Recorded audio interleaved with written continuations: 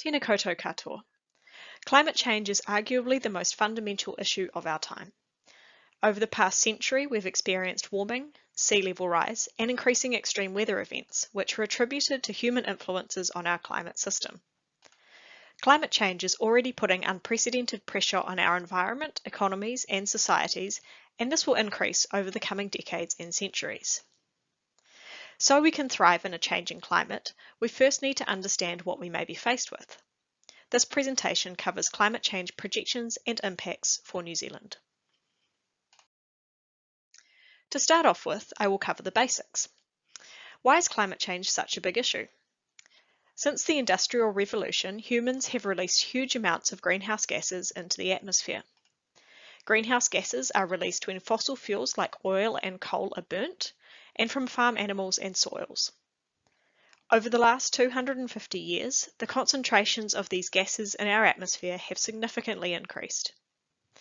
These extra gas molecules cause more of the sun's radiation and heat to be pushed back down to Earth, rather than escaping into space. We have been seeing evidence of human-induced climate change since the second half of the 20th century.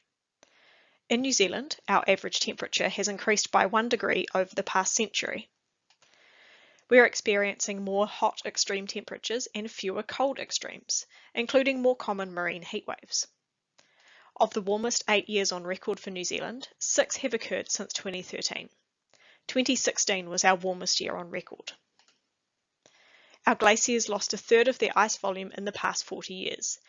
That's enough water to fill 164,000 Olympic swimming pools each year. We've measured a 20 centimetre rise in sea level since 1900, with an acceleration in the rate of rise over the past few decades. Our oceans are getting more acidic and warmer, which is causing issues for marine species.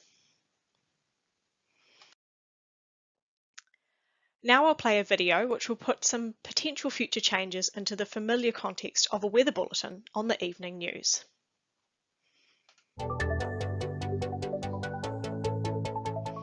Kia ora and welcome to your NIWA weather outlook for Tuesday. Now this morning we are tracking the path of a subtropical low which will impact the upper North Island, bringing with it a risk for flash flooding. Aucklanders can strike off travelling on Tamaki Drive on their morning commute as it will once again be flooded during the morning high tide. A particularly heavy downpour to watch will be in Whangarei at 2:32 p.m. this afternoon, and just a reminder to tip out any water you may have standing in some pots or perhaps buckets outside, as we are trying to reduce the spread of the latest dengue fever outbreak. Now in the South Island, it is going to be a dry and sunny day right across the island. Unfortunately, no rain in sight for Christchurch, which is already on a 53-day dry spell. And a reminder that there is a total fire ban right across Canterbury and Otago due to that high fire danger we have at the moment, which I guess is pretty typical of summers. Alright, what about the temperatures for Wednesday? Well, we are in the 30s for Northland for the 4th time this week, upper 20s for the rest of the North Island, so a little bit milder than it has been. And in the South Island, cooler again, mid-20s. And down in Invercargill, we've had a 9-day heat wave that comes to an end on Wednesday with a high of just 24 degrees. I'll have another update for you soon. Till then, I'm NIWA forecaster NIWA for Dive.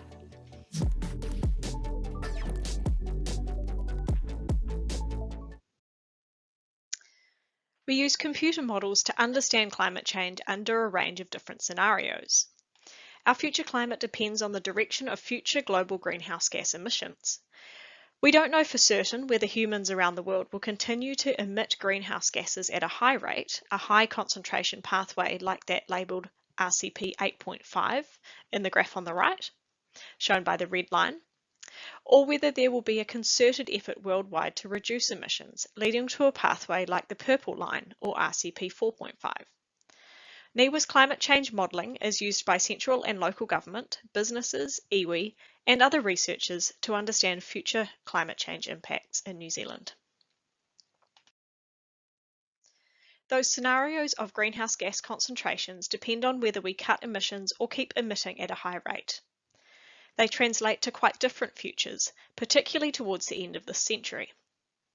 By the middle of the 21st century, Both the mid-range and high-end scenarios have similar temperature projections of around 1 to 1.5 degrees of warming compared with the 1990s, or about 2 degrees of warming above pre-industrial temperatures. The left map shows the high-end scenario, but the mid-range scenario would look similar to this at 2040. However, by the end of the century, those scenarios diverge considerably.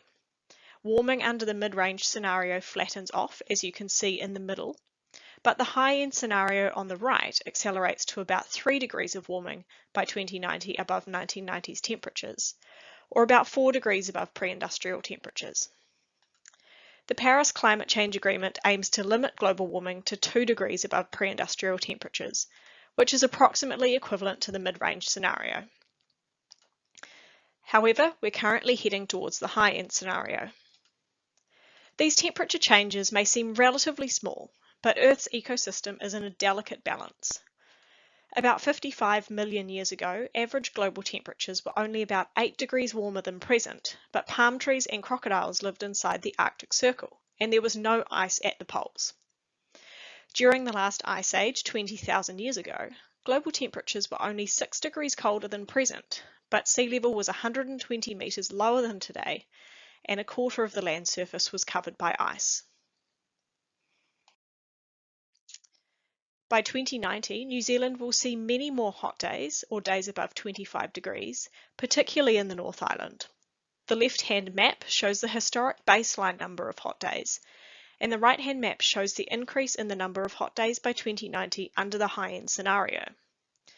A tripling in the number of hot days is projected for many parts of the country. Auckland currently experiences about 20 to 30 hot days per year, and this is projected to increase to about 90 hot days per year by the end of the century under the high-end scenario.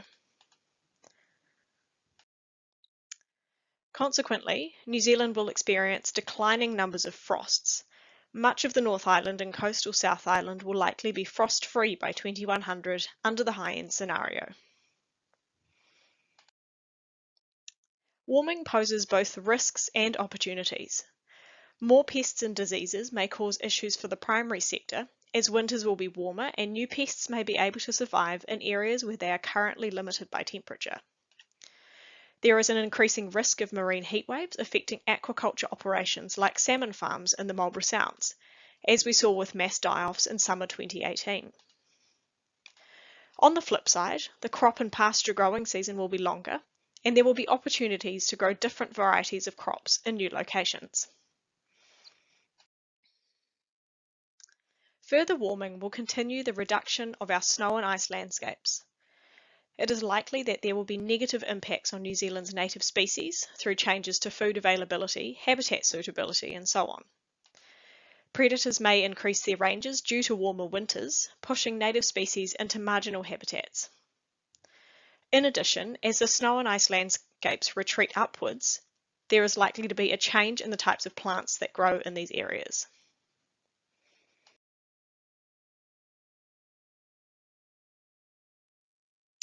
Our surrounding oceans will continue to change as well. The map on the left shows that ocean waters around northern New Zealand could warm by over 3 degrees by the end of this century under the high-end scenario for greenhouse gas concentrations, and this would affect marine life and ocean productivity. The oceans absorb carbon dioxide from the atmosphere, turning them more acidic.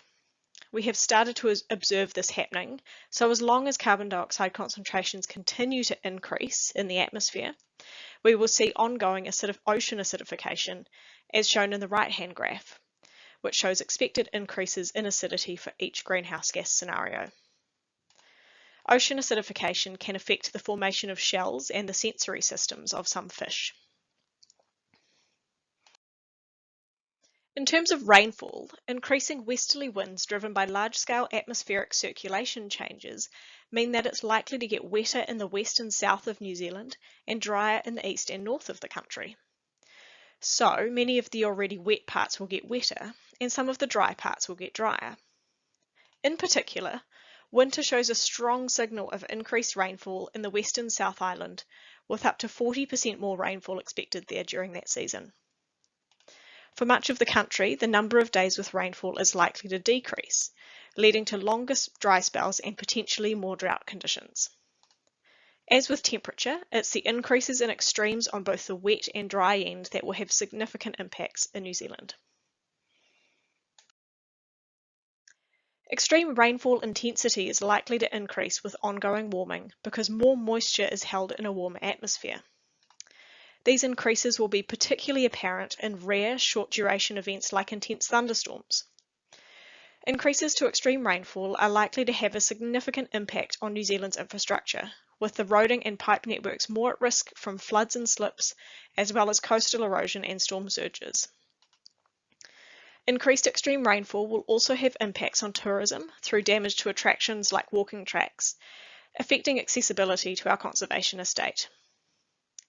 In February 2020, a large number of tracks, huts and campsites in Fiordland were damaged by a storm which dumped over 800 millimetres of rain in 3 days.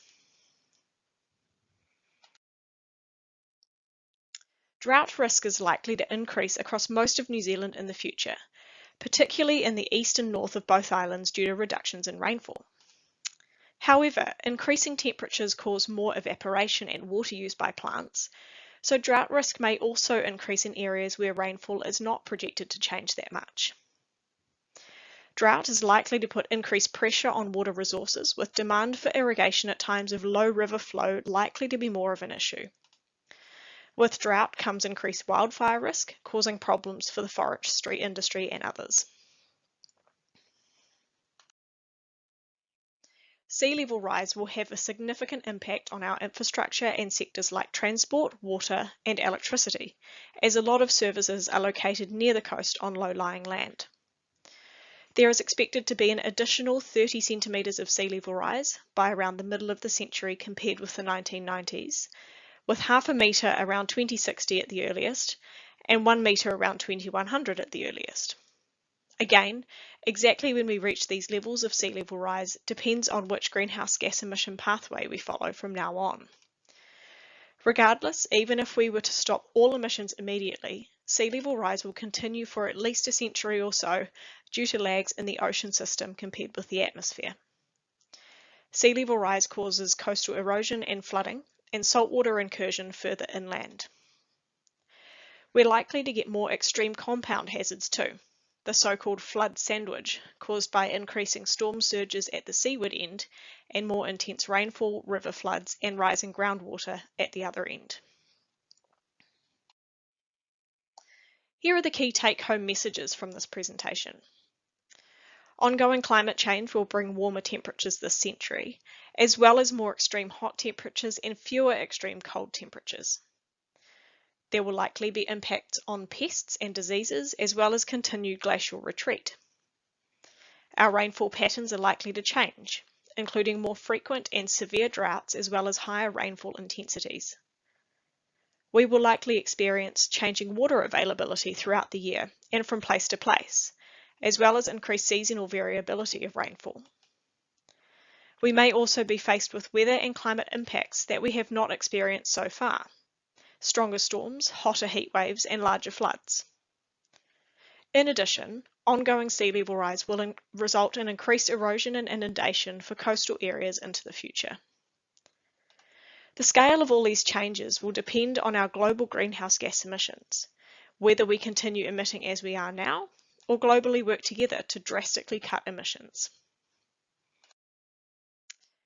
Yes, climate change will pose huge challenges to our way of life as we know it, but there is also huge potential to do things differently. Government, businesses, and individuals all have their part to play, and it's a great opportunity to be flexible and innovative. We must work fast to change the way we do things in order to have a more climate-friendly future, but I am hopeful that we will overcome these challenges and we will live in a better world because of it. Nō reira, tēnā koutou, tēnā tātou katoa.